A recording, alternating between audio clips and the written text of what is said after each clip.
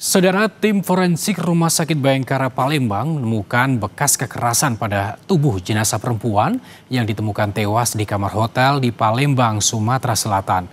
Polisi masih memburu pelaku.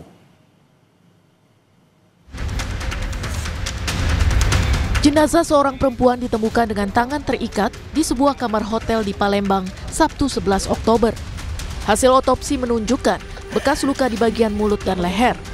Tim forensik juga mengungkap tanda kehamilan trimester pertama pada korban.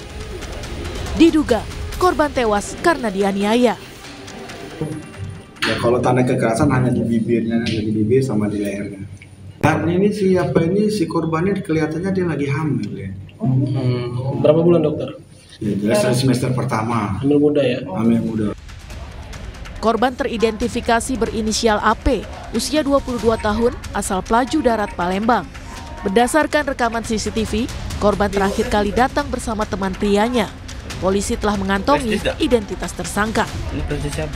Kami saat ini sudah mengantongi tampilan wajah tersangka, namun kami sedang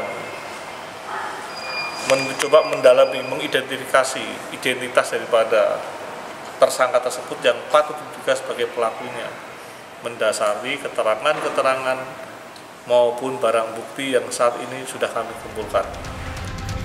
Selain bekas kekerasan, fakta lain yang terungkap adalah sepeda motor korban hilang. Polisi juga mencurigai ada tindak kekerasan seksual. Tim Liputan, Kompas TV.